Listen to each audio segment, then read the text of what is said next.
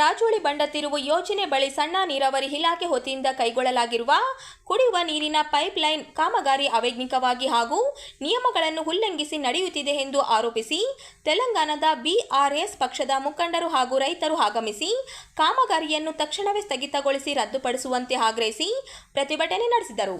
ಮಾಜಿ ಸಚಿವ ಶ್ರೀನಿವಾಸ್ ಗೌಡ ನೇತೃತ್ವದಲ್ಲಿ ಮಾಜಿ ಶಾಸಕರುಗಳಾದ ಲಕ್ಷ್ಮಣಗೌಡ, ಪ್ರವೀಣ್ ಕುಮಾರ್ ಸೇರಿದಂತೆ ಮಾಜಿ ಶಾಸಕರು, ಮಾಜಿ ಪರಿಷತ್ ಸದಸ್ಯರುಗಳು ಹಾಗೂ ನೂರಾರು ರೈತರು ಜಮಾಗೊಂಡು ಕುಡಿಯುವ ನೀರಿನ ಯೋಜನೆ ಸ್ಥಗಿತಗೊಳಿಸುವಂತೆ ಆಗ್ರಹಿಸಿದರು. ರೈತರ ಜಮೀನುಗಳಿಗೆ ಹಾನಿಯಾಗುವ ರೀತಿಯಲ್ಲಿ ಪೈಪ್ಲೈನ್ ಅಳವಡಿಸಲಾಗುತ್ತಿದೆ ಎಂದು ಆರೋಪಿಸಿದರು.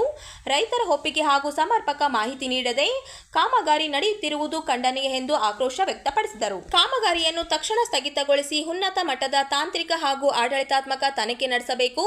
ರೈತರಿಗೆ ಯಾವುದೇ ರೀತಿಯ ಅನ್ಯಾಯವಾಗದಂತೆ ಸರ್ಕಾರ ಹಾಗೂ ಸಂಬಂಧಿಸಿದ ಅಧಿಕಾರಿಗಳು ಕ್ರಮ ಕೈಗೊಳ್ಳಬೇಕು. ಇಲ್ಲವಾದರೆ ಹೋರಾಟವನ್ನು ಮತ್ತಷ್ಟು ತೀವ್ರಗೊಳಿಸಲಾಗುವುದು ಎಂದು ಎಚ್ಚರಿಕೆ ನೀಡಿದರು. ಕರ್ನಾಟಕ ರಾಜ್ಯ ಸರ್ಕಾರ ತೆಲಂಗಾಣ ಸರ್ಕಾರಕ್ಕೆ ಮಾಹಿತಿ ನೀಡದೆ ಕುಡಿಯುವ ನೀರಿನ ಕಾಮಗಾರಿ ಕೈಗೆತ್ತಿಕೊಂಡಿರುವುದು ತೆಲಂಗಾಣದ 40ಕ್ಕೂ ಹೆಚ್ಚು ಗ್ರಾಮಗಳಿಗೆ ಕುಡಿಯುವ ನೀರು, ಕೃಷಿಗೆ ಸಮಸ್ಯೆ ಆಗಲಿದೆ.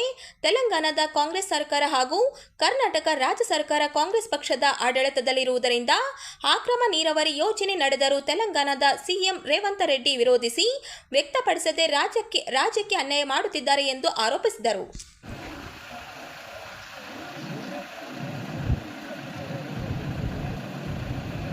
రాయచూరు ఇవన్నీ కూడా తెలంగాణ ప్రాంతం. ఇది మన ప్రాంతానికి మీకు అన్యాయం జరుగుతున్నప్పుడు మీరు ఆంధ్రాకి నీళ్ళు పోతున్నాయి, మీరు ఏమనుకుంటే ఎట్లా చెప్పండి? ఎంత అన్యాయం మీరు ఆలోచన చేసుకోండి.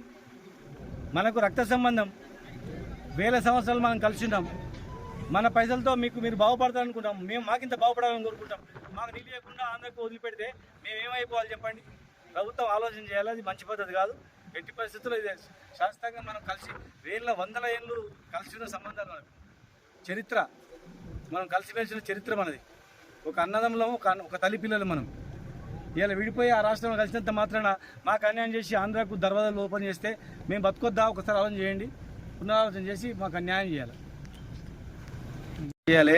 తుంగభద్ర డ్యాము తెలంగాణ కట్టిన డ్యామ్. అది తెలంగాణ డబ్బులతో కట్టిన డ్యామ్. అది కర్ణాటక కలిసినందుకు ఇక్కడ వెళ్ళిపోయింది. మాకు 15.60 టీఎంసీల నీళ్లు కేటాయింపున్నాయి. డైరెక్ట్ డ్యామ్ ద్వారా 5.90 టీఎంసీల వాటర్ మాకు రావాలి. మాకేమో ఇక్కడ సిల్ట్ పెట్టి సుక్క నీళ్ళు రాకుండా చేసి పక్కన మీరు ఇంకోటి కూడి రిజర్వాయర్ కట్టుకొని, బ్యారేజ్ కట్టుకొని, అటు గేట్లు బద్దలు కొట్టి ఆంధ్రాకి నీళ్ళు పోతే తెలంగాణ ఏమైపోవాలా చెప్పండి? ఒకసారి ఆలోచన చేయాలి. రాయచూరు ప్రజలు ఆలోచన చేయాలి. మేము మీ బిడ్డలం. ఒకప్పుడు 100 సంవత్సరాలు రాయచూరు తెలంగాణ ఒక అంతర్భాగం. అది ఆర్డీఎస్ కెనాల్కి నీళ్లు రాకుండా మా హక్కును కాల రాసి కర్ణాటక ప్రభుత్వం పైన డ్రింకింగ్ వాటర్ పేరుతో అక్రమంగా పర్మిషన్ లేని ప్రాజెక్టు కడతా ఉన్నారు. దాంతో మాకు ఇబ్బంది అయితే మా రైతాంగం నష్టపోతారు. మా ఆయకట్టం ఎండిపోతుంది. మా రైతులు ఇబ్బంది పడతారు. కాబట్టి పరిశీలించడానికి వచ్చి ఏం జరుగుతుంది అనేది మా పార్టీ దృష్టి తీసుకెళ్లి ప్రభుత్వం ఒత్తిడి తేవడానికి ప్రయత్నం చేస్తుంది. Doctor C Lakshma Reddy, ex minister Telangana.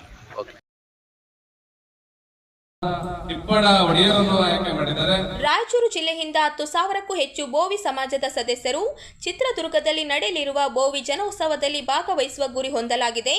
ಇದೇ ತಿಂಗಳ 18ರಂದು ನಡೆಯಲಿರುವ ಈ ಕಾರ್ಯಕ್ರಮ ಯಶಸ್ವಿಗೊಳಿಸುವಂತೆ ಸಮಾಜದ ಮುಖಂಡರು ಮನವಿ ಮಾಡಿದ್ದಾರೆ. ಚಿತ್ರದುರ್ಗದ ಜಗದ್ಗುರು ಸಿದ್ದರಾಮೇಶ್ವರ ಮಹಾಸಂಸ್ಥಾನ ಬೋವಿ ಗುರುಪೀಠದಲ್ಲಿ ಜುಲೈ 18ರಂದು ಬೋವಿ ಜನೋತ್ಸವ ನಡೆಯಲಿದ್ದು, ಜಗದ್ಗುರು ಶ್ರೀ ಇಮ್ಮಡಿ ಸಿದ್ದರಾಮೇಶ್ವರ ಸ್ವಾಮೀಜಿ ಅವರ 17ನೇ ಪಟ್ಟಾಭಿಷೇಕ ಮಹೋತ್ಸವ, 28ನೇ ಲಾಂಛನ ದೀಕ್ಷಾ ಮಹೋತ್ಸವ ಹಾಗೂ 40ನೇ ಜನ್ಮ ವರ್ಧಂತಿ ಅಂಗವಾಗಿ ಕಾರ್ಯಕ್ರಮ ಆಯೋಜಿಸಲಾಗಿದೆ. ರಾಯಚೂರಿನಲ್ಲಿ ಸುದ್ದಿಗೋಷ್ಠಿಯಲ್ಲಿ ಮಾತನಾಡಿದ ಕಲಬುರಗಿ ವಿಭಾಗದ ಮುಖ್ಯಸ್ಥ ಸಿದ್ದು ವೈ ಬಂಡಿ ಕಾರ್ಯಕ್ರಮಕ್ಕೆ ಉಪಮುಖ್ಯಮಂತ್ರಿ ಡಿಕೆ ಶಿವಕುಮಾರ್ ಹಾಗೂ ಜಿ ಪರಮೇಶ್ವರ್ ಸೇರಿದಂತೆ ಹಲವು ಗಣ್ಯರು ಭಾಗವಹಿಸಲಿದ್ದಾರೆ ಎಂದು ತಿಳಿಸಿದರು. ಬೋವಿ ಸಮಾಜದ ವಿವಿಧ ಬೇಡಿಕೆಗಳನ್ನು ಸರ್ಕಾರದ ಗಮನಕ್ಕೆ ತರುವ ಉದ್ದೇಶದಿಂದ ಈ ಜನೋತ್ಸವ ಆಯೋಜಿಸಲಾಗಿದ್ದು, ಲಕ್ಷಾಂತರ ಜನರು ಸೇರುವ ನಿರೀಕ್ಷೆ ಇದೆ ಎಂದರು. ಜಿಲ್ಲೆಯಿಂದ 10,000ಕ್ಕೂ ಹೆಚ್ಚು ಜನರನ್ನು ಭಾಗಿಯಾಗಿಸುವ ಗುರಿಯೊಂದಿಗೆ ರಾಜ್ಯದ ವಿವಿಧ ಜಿಲ್ಲೆಗಳಲ್ಲಿ ಜಾಗೃತಿ ಸಭೆಗಳನ್ನು ನಡೆಸಲಾಗುತ್ತಿದೆ ಎಂದು ಮಾಹಿತಿ ನೀಡಿದರು.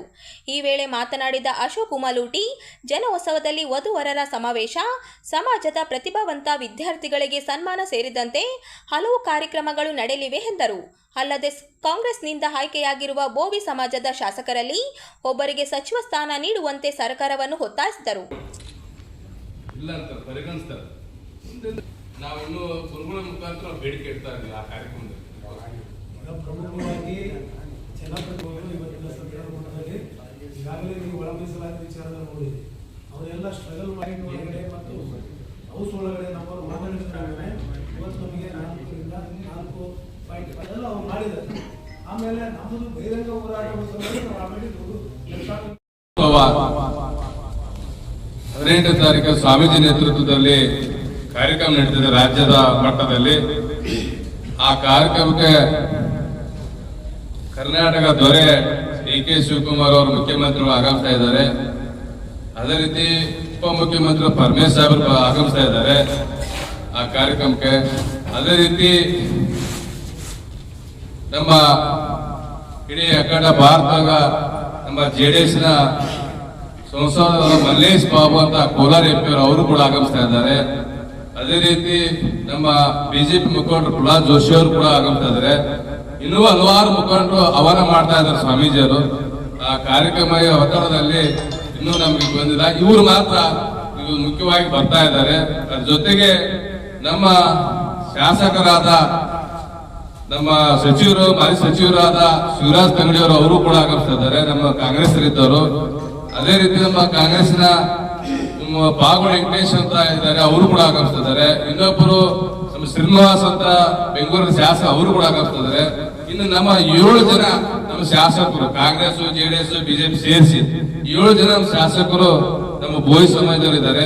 ಅದ್ರ ಜೊತೆಗೆ ಹಾಜಿ ಮಾಜಿ, ಅದ್ರ ಜೊತೆಗೆ ನಮ್ಮ ಕುಲಗುರುಗಳಾದ ರಾಜ್ಯ ಮಟ್ಟದಲ್ಲಿ ಏನು ಮಕ್ಕಳಿಗೆ ಪ್ರತಿಭಾ ಪುರಸ್ಕಾರವನ್ನು ಹಮ್ಮಿಕೊಳ್ಳಲಾಗಿದೆ ಬಡ ವಿದ್ಯಾರ್ಥಿಗಳಿಗೆ. ಅವರಿಗೆ ಸುಮಾರು 1000 ಮಕ್ಕಳನ್ನ ಆಗಮಿಸ್ತಾ ಇದ್ದಾರೆ. ಅವ್ರಿಗೆಲ್ಲ ಪ್ರತಿಭಾಪಕರಿಂದ ನಮ್ಮ ಮಠದ ವತಿಯಿಂದ ಅವರಿಗೆ ಒಂದು ಸನ್ಮಾನದ ವ್ಯವಸ್ಥೆ ಇದೆ. ಅದೇ ರೀತಿ ನಮ್ಮ ರಾಜ್ಯ ಮಟ್ಟದಲ್ಲಿ ಏನು ಒಂದು ಉದ್ಯೋಗಸ್ಥರಾಗಲಿ ಪ್ರಮುಖ ವ್ಯಕ್ತಿಗಳಾಯ್ತು, ಏನು ಅಧಿಕಾರಿಗಳಾಯ್ತು, IPS IAS ಅವರಿಗೂ ಕೂಡ ಸನ್ಮಾನ ಇರ್ತದೆ ಆ ಕಾರ್ಯಕ್ರಮದಲ್ಲಿ. ಅದೇ ರೀತಿ ವಧುವರರು ಕೂಡ ಸಮಾವೇಶ ಕೂಡ ಇರ್ತಾರೆ. ಆ ಕಾರ್ಯಕ್ರಮದಲ್ಲಿ ತಾವೆಲ್ಲ ಹೆಚ್ಚಿನ ಸಂಖ್ಯೆಯಲ್ಲಿ ಭಾಗವಹಿಸಿರುವಂತ ಭರವಸೆ ಇದೆ. ಇವತ್ತು ಆ ಕಾರ್ಯಕ್ರಮದಲ್ಲಿ ಮುಖ್ಯ ಘಟಕ ಕಾರ್ಯಕ್ರಮದಲ್ಲಿ ಪ್ರಮುಖವಾಗಿ 17ನೇ ಪಟ್ಟಾಭಿಷೇಕ ಅಂತಕ್ಕಂಥದ್ದನ್ನ ಮಹೋತ್ಸವನ್ನ ಮಾಡ್ತಾ ಇದ್ದೀವಿ. ಗುರುಗಳಲ್ಲಿ ಆ ನೇತೃತ್ವದಲ್ಲಿ ಸಮಾಜದವರು ಮಾಡಬೇಕು. ಅದೇ ರೀತಿ 28ನೇ ಲಾಂಛನ ದೀಕ್ಷಾ ಅಂತಕ್ಕಂಥ ಒಂದು ಮಹೋತ್ಸವ ಕಾರ್ಯಕ್ರಮ ನಡೀತಿದೆ. ಅದ್ರ ಜೊತೆಗೆ ಗುರುಗಳ 40ನೇ ವರ್ಧಂತೋತ್ಸವ ಅಂತ ಕೂಡ ನಡೀತದೆ.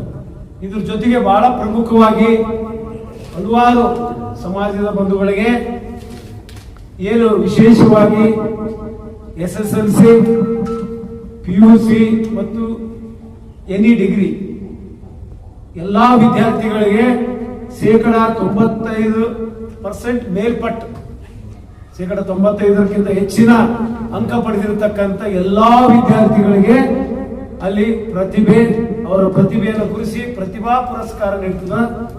ಆ ಪ್ರತಿಭಾ ಪುರಸ್ಕಾರದಲ್ಲಿ ಈ ಜಿಲ್ಲೆಯಿಂದ ನೂರಾರು ಸಂಖ್ಯೆಯಲ್ಲಿ ವಿದ್ಯಾರ್ಥಿಗಳು ಭಾಗವಹಿಸಬೇಕು ಅಂತಕ್ಕಂಥದ್ದು ವಿನಂತಿಯೊಂದಿಗೆ ಮತ್ತು ಭಾಗವಹಿಸುವ ರೀತಿಯಲ್ಲಿ ಪಾಲಕರು ನಮ್ಮ ಬೋಯಿ ಸಮಾಜದವರು ಬಂಧುಗಳು ಅವರಿಗೆ ಪ್ರೇರೇಪಣೆ ಮಾಡಬೇಕು.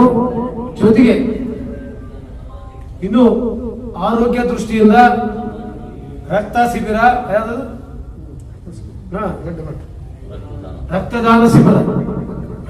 ಶಿಬಿರ ಪ್ರತಿಭಾ ಪುರಸ್ಕಾರ ರಕ್ತದಾನ ಶಿಬಿರ ಕೂಡ ಇರ್ತದ.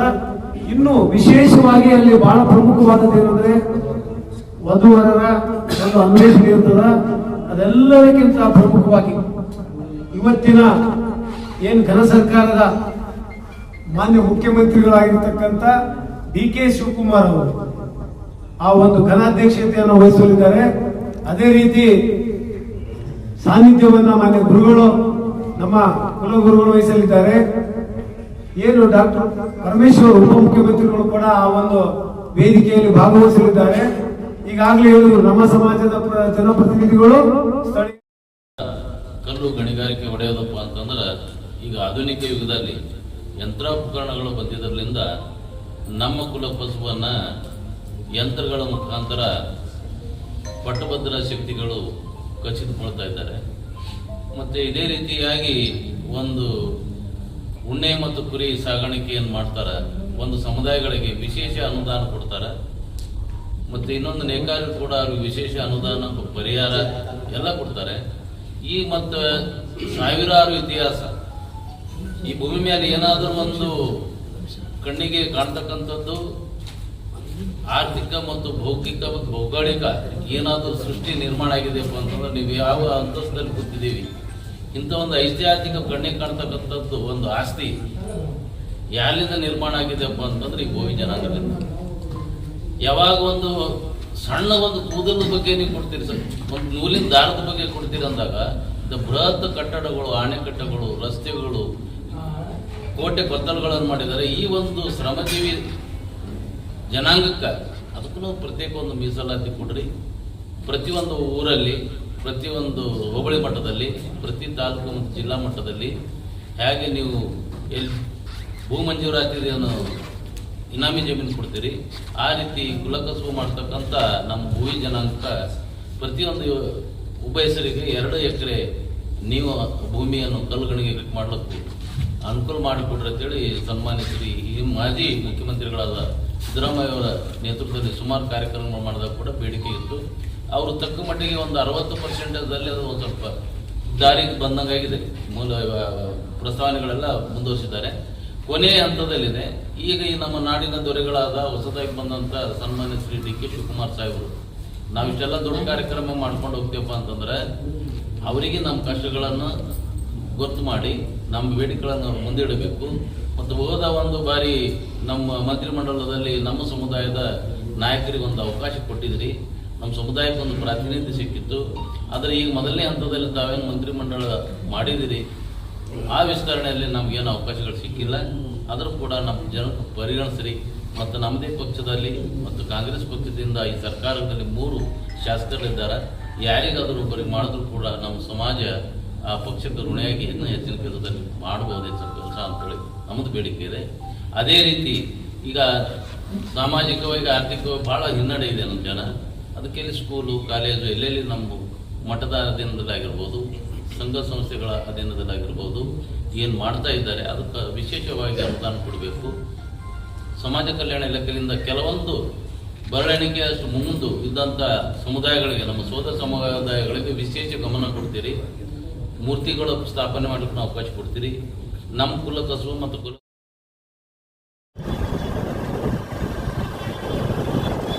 ಲಿಂಗಸ್ಗೂರು ರಾಯಚೂರು ಮುಖ್ಯ ಹೆದ್ದಾರಿಯಲ್ಲಿ ಸಿರುವಾರ ಪಟ್ಟಣ ಪಂಚಾಯಿತಿಯ ಅನಧಿಕೃತವಾಗಿ ಕಸ ವಿಲೇವಾರಿ ಮಾಡುತ್ತಿದ್ದು ವಾಹನ ಸವಾರರಿಗೆ ಬಹಳ ತೊಂದರೆ ಅನುಭವಿಸುತ್ತಿದ್ದಾರೆ.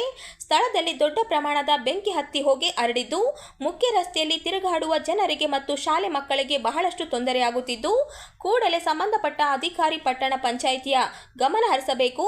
ಬೆಂಕಿ ನಂದಿಸಿ ಆದಷ್ಟು ಬೇಗ ಕಸ ವಿಲೇವಾರಿಯನ್ನು ಬೇರೆ ಕಡೆ ಸ್ಥಳಾಂತರಿಸಬೇಕೆಂದು ಕರ್ನಾಟಕ ರಕ್ಷಣಾ ವೇದಿಕೆ ಪ್ರವೀಣ್ ಶೆಟ್ಟಿ ಬಣ ಹೊತ್ತಾಸಿದ್ದಾರೆ. ಸಂಬಂಧಪಟ್ಟ ತಾಲೂಕು ದಂಡಾಧಿಕಾರಿಗಳು ಹಾಗೂ ಪಟ್ಟಣ ಪಂಚಾಯಿತಿಯ ಮುಖ್ಯ ಅಧಿಕಾರಿಗಳು ಹಾಗೂ ಅಧ್ಯಕ್ಷರುಗಳಿಗೆ ಒತ್ತಾಯ ಆದಷ್ಟು ಬೇಗ ಗಮನ ಹರಿಸಿ ಸ್ಥಳಾಂತರಿಸಬೇಕೆಂದು ಎಚ್ಚರಿಸಿದರು.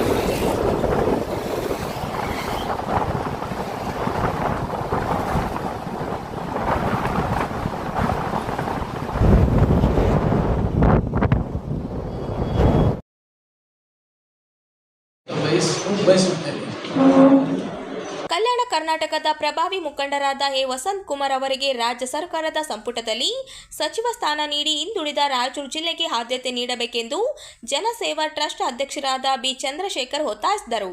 ನಗರದ ಪತ್ರಿಕಾ ಭವನದಲ್ಲಿ ಸುದ್ದಿಗೋಷ್ಠಿಯಲ್ಲಿ ಮಾತನಾಡಿ, ಜಿಲ್ಲೆಯಲ್ಲಿ ಕಾಂಗ್ರೆಸ್ ಪಕ್ಷ ಕಟ್ಟಿ ಬೆಳೆಸುವಲ್ಲಿ ಎ ವಸಂತ್ ಕುಮಾರ್ ಅವರ ಕುಟುಂಬ ಕೊಡುಗೆ ಅಪಾರವಾಗಿದೆ. 80ರ ದಶಕದಲ್ಲಿ ಇವರ ತಂದೆಯವರಾದ ಆರ್ ಆಂಜನೇಯುಲು ಜಿಲ್ಲಾ ಕಾಂಗ್ರೆಸ್ ಪಕ್ಷದ ಅಧ್ಯಕ್ಷರಾಗಿ ಸೇವೆ ಸಲ್ಲಿಸಿದ್ದಾರೆ. ನಂತರ ಅವರ ಸುಪುತ್ರ ಎ ವಸಂತ್ ಕುಮಾರ್ ಸಾಮಾನ್ಯ ಕಾರ್ಯಕರ್ತನಾಗಿ ಬೆಳೆದು ಜಿಲ್ಲಾ ಯುವ ಕಾಂಗ್ರೆಸ್ ಅಧ್ಯಕ್ಷರಾಗಿ ಮತ್ತು ಜಿಲ್ಲಾ ಕಾಂಗ್ರೆಸ್ ಅಧ್ಯಕ್ಷರಾಗಿ 1 ದಶಕಗಳ ಕಾಲ ರಾಯಚೂರು ಜಿಲ್ಲೆಯಲ್ಲಿ ಪಕ್ಷ ಸಂಘಟನೆ ಮಾಡುವ ಮೂಲಕ ಕಾಂಗ್ರೆಸ್ ಪಕ್ಷಕ್ಕೆ ಭದ್ರ ಬುನಾದಿ ಹಾಕಿದ ಕೀರ್ತಿ ಇವರಿಗೆ ಸಲ್ಲಿಸುತ್ತದೆ. ನಗರ ಅಭಿವೃದ್ಧಿ ಅಧ್ಯಕ್ಷರಾಗಿ, ಕಾಡಾ ಅಧ್ಯಕ್ಷರಾಗಿ ಮತ್ತು ವಿಧಾನ ಪರಿಷತ್ತು ಸದಸ್ಯರಾಗಿ ಜನೋಪಯೋಗಿ ಹಾಗೂ ಜನಪರ ದಕ್ಷ ಆಡಳಿತವನ್ನು ನೀಡಿರುತ್ತಾರೆ. ಪ್ರಾದೇಶಿಕ ಕಾಂಗ್ರೆಸ್ ಪಕ್ಷದ ಕಾರ್ಯಾಧ್ಯಕ್ಷರಾಗಿ ಹೈಕಮಾಂಡ್ ನೀಡಿದ ಆದೇಶದ ಮೇರೆಗೆ ವಿಧಾನಸಭಾ ಮತ್ತು ಲೋಕಸಭಾ ಚುನಾವಣೆಗಳಲ್ಲಿ ಕಾಂಗ್ರೆಸ್ ಕಾಂಗ್ರೆಸ್ ಅಭ್ಯರ್ಥಿಗಳನ್ನು ಸಲ್ಲಿಸುವಲ್ಲಿ ಪ್ರಮುಖ ಪಾತ್ರ ವಹಿಸಿರುತ್ತಾರೆ. ಮಹಾರಾಷ್ಟ್ರ ಹಾಗೂ ತಮಿಳುನಾಡಿನಲ್ಲಿ ನಡೆದ ಚುನಾವಣೆಗಳಲ್ಲಿ ಕಾಂಗ್ರೆಸ್ ಪಕ್ಷದ ವೀಕ್ಷಕರಾಗಿ ನೇಮಕವಾಗಿರುವುದು ಇವರ ಘನತೆ ಕಾರ್ಯಾಧ್ಯಕ್ಷತೆಯನ್ನು ಎತ್ತಿ ತೋರಿಸುತ್ತದೆ. ಸರ್ಕಾರದಿಂದ ರಾಯಚೂರಿಗೆ 22 ಕೋಟಿ ರೂಪಾಯಿ ಅನುದಾನ ಮಂಜೂರು ಮಾಡಿಸಿ ಸಮಾಜದ ಎಲ್ಲ ವರ್ಗದ ಅಭಿವೃದ್ಧಿ ಕಾರ್ಯಗಳಿಗೆ ಪಾರದರ್ಶಕವಾಗಿ ಅನುದಾನ ನೀಡಿರುತ್ತಾರೆ. ಸದರಿಯವರು ಎಲ್ಲ ಸಮುದಾಯಗಳಿಗೆ ಉತ್ತಮ ಸೌಹಾರ್ದ ಸಂಬಂಧ ಹೊಂದಿ ಪ್ರೀತಿ ವಿಶ್ವಾಸ ಗಳಿಸಿ ಅಪಾರ ಅಭಿಮಾನಿಗಳನ್ನು ಹೊಂದಿ ಪಕ್ಷದ ಸಂಘಟನೆಗಾಗಿ ಹಗಲಿರುಳು ಶ್ರಮಿಸುತ್ತಿರುವ ಕಲ್ಯಾಣ ಕರ್ನಾಟಕದ ಪ್ರಭಾವಿ ಮುಖಂಡರಾದ ಮಾನ್ಯ ಶ್ರೀ ಎ ವಸಂತಕುಮಾರ್ ಇವರಿಗೆ ಕರ್ನಾಟಕ ಸರ್ಕಾರದ ಸಂಪುಟದಲ್ಲಿ ಸಚಿವ ಸ್ಥಾನ ನೀಡಿ ಹಿಂದುಳಿದ ರಾಯಚೂರು ಜಿಲ್ಲೆಗೆ ಆದ್ಯತೆ ನೀಡಬೇಕೆಂದು ಆಗ್ರಹಿಸಿ ಒತ್ತಾಯಿಸುತ್ತಿದ್ದೇವೆ. ಇದು ನಮ್ಮ ಜನಸೇವಾ ಪಕ್ಷದಿಂದ ಒತ್ತಾಯಪೂರ್ವಕ ಸಲ್ಲಿಕೆ.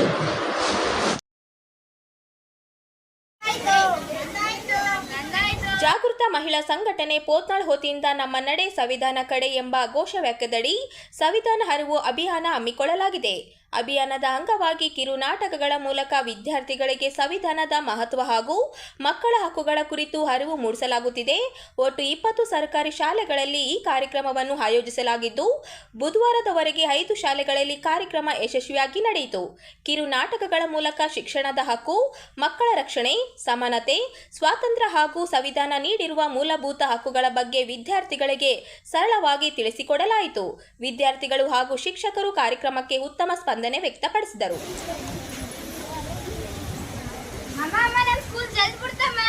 ಹೌದಮ್ಮ, ಏನಮ್ಮ ಇಷ್ಟು ಖುಷಿಯಾಗಿದೆಯಾ ಇವತ್ತು?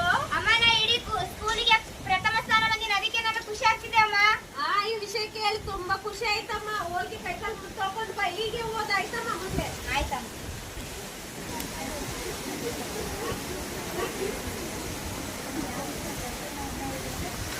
ಅಮ್ಮ, ಅಮ್ಮ, ಹೊಟ್ಟೆ ನೋವ್ತಾ ಇದೆ ಅಮ್ಮ. ಯಾಕಮ್ಮ ಹೊಟ್ಟೆ ನೋವ್ತಾ ಇದೆ ಅಮ್ಮ? ಯಾಕಮ್ಮ, ಏನಾಯ್ತು? ಅಮ್ಮ, ಹೊಟ್ಟೆ ನೋವ್ತಾ ಇದೆ ಅಮ್ಮ. ಏನಾಯ್ತಮ್ಮ? ಹೌದಾ?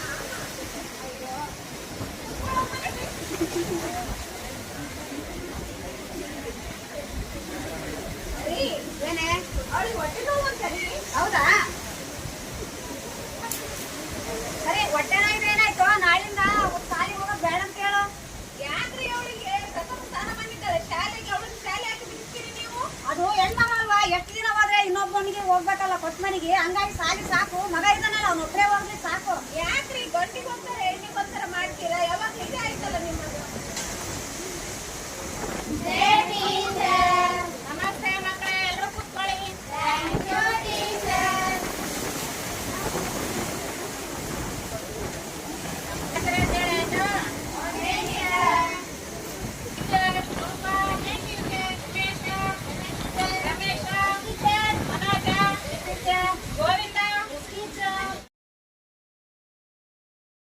ಅಲ್ಪಸಂಖ್ಯಾತ ಸಮುದಾಯಕ್ಕಾಗಿ ಕೆಲಸ ಮಾಡುತ್ತಿರುವ ಲಿಂಗತ್ವ, ಅಲ್ಪಸಂಖ್ಯಾತರ ಶಿಕ್ಷಣ, ಉದ್ಯೋಗ, ರಾಜಕೀಯ ಹಾಗೂ ಸಾಮಾಜಿಕ ಸಮಾನತೆ ಖಾತ್ರಿಪಡಿಸಲು ಸರ್ಕಾರ ಪರಿಣಾಮಕಾರಿ ಕ್ರಮಗಳನ್ನು ಕೈಗೊಂಡು ಅವರ ಹಕ್ಕುಗಳ ರಕ್ಷಣೆಗೆ ಹೆಚ್ಚಿನ ಆದ್ಯತೆ ನೀಡಬೇಕು ಎಂದು ಲೈಂಗಿಕ ಅಲ್ಪಸಂಖ್ಯಾತ ಹಾಗೂ ಮಾನವ ಹಕ್ಕುಗಳ ಹೋರಾಟಗಾರ್ತಿ ಐಕೆ ಪದ್ಮಶಾಲಿ ಒತ್ತಾಯಿಸಿದರು.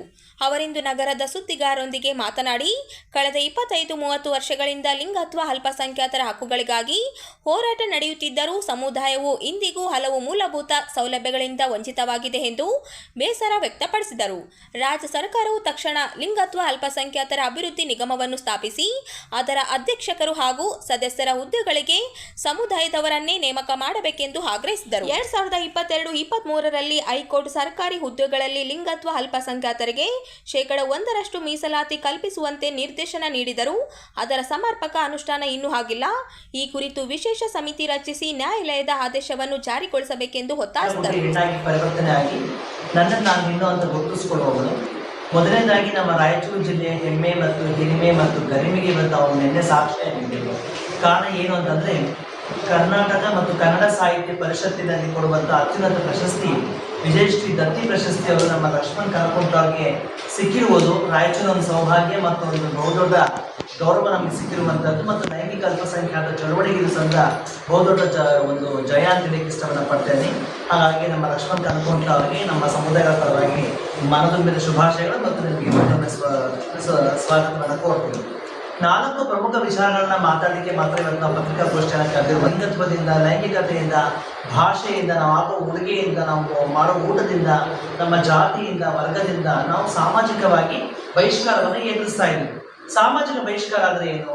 ನಾವು ಪಡೆದುಕೊಳ್ಳುವಂಥ ಮೂಲಭೂತ ಹಕ್ಕನ್ನು ನಾವೇನು ಮಾತಾಡ್ತಾ ಇದ್ದೀವಿ, ಮನೆಯಿಂದ ಹಿಡಿದು ನಾವು ತೆಗೆದುಕೊಳ್ಳುವ ಆರೋಗ್ಯದ ವ್ಯವಸ್ಥೆಯಿಂದ ಹಿಡಿದು ಒಂದು ಸ್ವಲ್ಪ ಉದ್ಯೋಗ ಅಂತ ನಾವೇನು ಮಾತಾಡ್ತಾ ಇದ್ದೀವಿ, ಅಲ್ಲಿಂದ ಹಿಡಿದು ಶಿಕ್ಷಣ ಸಂಪೂರ್ಣ ಎಲ್ಲ ಕ್ಷೇತ್ರಗಳಲ್ಲೂ ನಮಗೆ ರಿಜೆಕ್ಷನ್ ಆಗಿರಬೇಕಾದ್ರೆ ಅಕ್ಸೆಪ್ಟೆನ್ಸ್ ನಮಗೆ ಇದ್ದಿದೆ ಅಂತ ದೊಡ್ಡ ಪ್ರಶ್ನೆಗಳನ್ನು ಕಾಡ್ತಾ ಇರುವಂಥದ್ದು. ಹಾಗಿದ್ದಾಗ ಈ ಸಮುದಾಯ ಭಿನ್ನವಾಗಿದೆಯಾ? ಖಂಡಿತ ಭಿನ್ನ ಇಲ್ಲ. ನಾವೆಲ್ಲರೂ ಮನುಷ್ಯರು ಮೊದಲಾಗಿದ್ದೇವೆ. ಸೊ ನೀವು ನಿಮ್ಮಲ್ಲಿ ಗಂಡಸರು ಅಂತ ಗುರುತಿಸ್ಕೊಳ್ತೀರಿ, ನಿಮ್ಮಲ್ಲಿ ಹೆಂಗಸರು ಅಂತ ಗುರುತಿಸ್ಕೊಳ್ತೀವಿ. ಹಾಗೆ ನಮ್ಮಲ್ಲಿ ನಾವು ನಿಜರ, ಜೋಗಪ್ಪ, ಮರ್ಲಾಡಿ, ಶಿವಶಕ್ತಿ, ಜೋಗ್ತ, ಅಕ್ವ, ನಿರ್ವಾಣ ಹಾಗೆ ಬಹುದೊಡ್ಡ ಸಮುದಾಯದಲ್ಲಿ ಒಂದು ವೈವಿಧ್ಯತೆ ಸಮುದಾಯ ಇರುವಂಥ ನಾವು ಆ ವೈವಿಧ್ಯತೆಯನ್ನು ಈ ದೊಡ್ಡ ಸಮಾಜಕ್ಕೆ ಹೇಗೆ ಅರ್ಥ ಮಾಡಿಸ್ಬೇಕು ಅನ್ನೋ ಒಂದೇ ಕಾರಣಕ್ಕಾಗಿ ಈ ಒಂದು ಜನಜಾಗೃತಿಯ ಕಾರ್ಯಕ್ರಮದ ಮೂಲಕ ಒಂದು ಪತ್ರಿಕಾಗೋಷ್ಠಿಯ ಮೂಲಕ ನಾವು ಮಾತಾಡಲಿಕ್ಕೆ ಇಷ್ಟವನ್ನು ಪಡ್ತೀವಿ. ಸಾಮಾಜಿಕ ಬಹಿಷ್ಕಾರವನ್ನು ಡಾಕ್ಟರ್ BR ಅಂಬೇಡ್ಕರ್ ಸಾಹೇಬರು ಸೇರಿದಂತೆ ಅನೇಕ ದೊಡ್ಡ ಅಗ್ರಮಾನ್ಯ ಗಣ್ಯರು ಅದನ್ನು ಫೇಸ್ ಮಾಡಿದ್ದಾರೆ. ಬಟ್ ವಿಷಾದ, ದುಃಖ ಮತ್ತು ಖೇದ ಏನು ಅಂತಂದರೆ 21ನೇ ಶತಮಾನದಲ್ಲಿ ನಾವು ಇವತ್ತು ಕೂಡ ಇದನ್ನು ಫೇಸ್ ಮಾಡ್ತಾ ಇದ್ದೀವಿ. ನಮ್ಮ ಲಿಂಗತ್ವದ ಆಧಾರ ಇದ್ದರೆ ಇದು ನಮ್ಮ ಸಮಾಜಕ್ಕೆ ದೊಡ್ಡ ನಾಚಿಕೆ ಆಗಬೇಕು ಅನ್ನೋದನ್ನು ನಿಮ್ಮ ಮೂಲಕ ನಿಮ್ಮ ಸಮಾಜಕ್ಕೆ ಆ ಒಂದು ಸಂದೇಶವನ್ನು ಹಾಕಲಿಕ್ಕೆ ಇಷ್ಟಪಡ್ತೀವಿ. ಮತ್ತು ಇವತ್ತು ನಾವು ನಮ್ಮ ಸೂಪರಿಂಟೆಂಡೆಂಟ್ ಆಫ್ ಪೊಲೀಸ್ SP ಸಾಹೇಬ್ರವರ ಕಚೇರಿಯಲ್ಲಿ ಈ ಹಿರಿಯ ಶ್ರೇಣಿಯ ಅಧಿಕಾರಿಗಳು, ಕಿರಿಯ ಶ್ರೇಣಿಯ ಅಧಿಕಾರಿಗಳಿಗೆ ಕಾನೂನು ಏನು ಹೇಳುತ್ತೆ, ಸಮಾಜ ಏನು ಹೇಳುತ್ತೆ, ಮತ್ತು ನಮ್ಮ ಹೋರಾಟ, ನಮ್ಮ ಚಳವಳಿ ಯಾವ ಥರ ಇದೆ ಬಗ್ಗೆ ಈಗ ಒಂದು ಜಾಗೃತಿ ಕಾರ್ಯಕ್ರಮ ಮಾಡಲಿಕ್ಕೆ 10:30ಗೆ 11 ಗಂಟೆಗೆ ಇಲ್ಲಿ ಗ್ರಾಮಗಳು ಅಂತರ್ಲಿಂಗಿ ಅಂತಂದರೆ ನಾನು ಮೊದಲಾಗಿ ಇದನ್ನು ಕೇಳ್ತೇನೆ. ಅಂತರ್ಲಿಂಗಿ ಅಂದರೆ ಅವ್ರು ಹೆಂಗಿರ್ತಾರೆ ಅನ್ನೋದು ನಿಮ್ಗೆ ಏನಾದರೂ ಮಾಹಿತಿ ಇದೆ? ನಾನು ಜೊತೆಗೆ ಹುಟ್ಟಿರ್ತಾರೆ. ಸೊ ಅಂಥ ಮಗುನ ಅಂತರ್ಲಿಂಗಿ ಮಗು ಅಂತ ಕರೀತಾರೆ. ಅವರ ಒಂದು ಐಡೆಂಟಿಫೈ ಬಂದು ಇವಾಗ ಡಾಕ್ಟರ್ ಮಾಡೋದು, ಹುಡುಗಂತರ ಮಾಡ್ಬೋದು, ಇಲ್ಲ ಹುಡುಗಿ ಅಂತರ ಮಾಡ್ಬೋದು. ಸೊ ಈ ಥರ ಇರ್ಬೋದು. ಸೊ ಅಂತರ್ಲಿಂಗಿ ಮಕ್ಕಳಿಗೆ ಜಾಸ್ತಿ ಆಚೆ ಬರ್ತಾ ಇಲ್ಲ ಅಂತಂದರೆ ಅವ್ರ ಅಪ್ಪ ಅಮ್ಮನವ್ರನ್ನ, ಅವ್ರ ಅಪ್ಪ ಅವರನ್ನ ಒಂದು ಗೃಹ ಬಂಧನ ಮಾಡೋದಾಗಿರ್ಬೋದು, ಮತ್ತು ಅವ್ರಿಗಿರುವಂಥ ಮೆಡಿಕಲ್ ಚಾಲೆಂಜ್ಗಳಾಗಿರ್ಬೋದು, ಮತ್ತು ಆಚೆ ಕಡೆ ಜನ ಅವ್ರು ಯಾರು ಕೂಡ ಐಡೆಂಟಿಫೈ ಮಾಡ್ತಾರೆ. ಐಡೆಂಟಿಫೈ ಮಾಡ್ತಾರೆ ಅನ್ನೋದಕ್ಕೆ ಒಂದು ಕಾರಣ ಏನಂದ್ರೆ ಅವರಾಗಿ ಆಚೆ ಬಂದು ಅವರ ಒಂದು ಐಡೆಂಟಿಟಿ ಬಗ್ಗೆ ಮಾತಾಡೋದಾಗಿರ್ಬೋದು, ಮತ್ತು ಅವ್ರಿಗೆ ಯಾವ ಥರ ಸವಲತ್ತುಗಳಿದೆ, ಮತ್ತು ಗೌರ್ಮೆಂಟ್ ಅವ್ರ ಬಗ್ಗೆ ಅದೇನು ಅರ್ತ್ಕೊಂಡಿದೆ ಅನ್ನೋದ್ರ ಬಗ್ಗೆ ಯಾವ ಥರ ಅಂತ ಜಾಸ್ತಿ ಮಾಹಿತಿ ಇಲ್ಲ. ಸೊ ಹಂಗಾಗಿ ಇಲ್ಲಿರುವಂಥ ಮೆಡಿಕಲ್ ಬೋರ್ಡ್ಗಳಿಗೆ ಮಾಹಿತಿ ಇಲ್ಲ. ಇಲ್ಲಿರುವಂಥ ನಿಮ್ಸ್ ಹಾಸ್ಪಿಟ್ಲಲ್ಲಿ ನಾನು ಹೋಗ್ಬಿಟ್ಟು ನಾನು ಕೇಳಿದೆ, ಅಂತರ್ಲಿಂಗಿ ಅಂತಂದರೆ ಹಂಗಂದ್ರೆ ಏನು ಅಂತ ಕೇಳ್ತಾರೆ. ಒಬ್ಬ ಡಾಕ್ಟರ್ ಆಗ್ಬಿಟ್ಟು ನಾನು ಕೇಳುವಂಥದ್ದು ಅಂತಂದ್ರೆ ನಾನು ಅವ್ರಿಗೆ ಪ್ರಶ್ನೆ ಮಾಡ್ತಾ ಇದ್ದೀನಿ. ಸೊ ಇನ್ನೊಂದು ವಿಚಾರ ಇವಾಗ ಏನಂತಂದರೆ ಅಂತರ್ಲಿಂಗಿ ಸಮುದಾಯದವರು ಮುಂದೆ ಬರಬೇಕು. ಅವ್ರದ್ದಾದಂಥದ್ದು ಒಂದು ಜೀವನ ಅಂತ ಇದೆ, ಅವ್ರದ್ದಾದಂಥ ಒಂದು ಲೈಫ್ ಅಂತಿದೆ. ಇವಾಗ ಎಲ್ಲರೂ ಕೂಡ ನಾವು ಹೆಂಗಸರು, ನಾವು ಗಂಡಸರು ಅಂತಂತ ನೀವು ಹೆಂಗೆಲ್ಲ ಐಡೆಂಟಿಫೈ ಮಾಡ್ಕೊತೀರಾ, ನಾವು ಕೂಡ ಡಿಗ್ನಿಫೈ ಆಗಿ ಅವರು ಕೂಡ ಎಲ್ಲರೂ ಆಚೆ ಬಂದು ಹೇಗೆ ಅಂತ ಐಡೆಂಟಿಫೈ ಮಾಡ್ಕೋಬೇಕಂತ ನಾವು ಕೇಳ್ಕೊಳ್ಳೋಕೆ ಇಷ್ಟಪಡ್ತೀವಿ. ಸೊ ಇನ್ನೊಂದು ಏನಂತಂದರೆ ಇದ್ರ ಬಗ್ಗೆನೂ ಕೂಡ ಇವಾಗ ಅಂತರ್ಲಿಂಗಿನ ಸಮುದಾಯಗಳ ಬಗ್ಗೆ ಜಾಸ್ತಿ ಕೂಡ ಎಲ್ಲಿ ಮಾಹಿತಿ ಇಲ್ಲ. ಸೊ ಇದ್ರ ಬಗ್ಗೆ ಇವಾಗಿರುವಂಥ ನಮ್ಮ ಸರ್ಕಾರಗಳು ಅವರು ಕೂಡ ಇದು ಒಂದು ಮಾಹಿತಿ ನಾವು ತಗೊಂಡು ನಮ್ಮ ಸಮುದಾಯಗಳ ಬಗ್ಗೆ ಏನು ಸವಲತ್ತುಗಳು ಬೇಕು ಅನ್ನೋದ್ರ ಬಗ್ಗೆ ಅವರು ಒಂದು ಸ್ವಲ್ಪ ವಿಷಯಗಳ ಬಗ್ಗೆ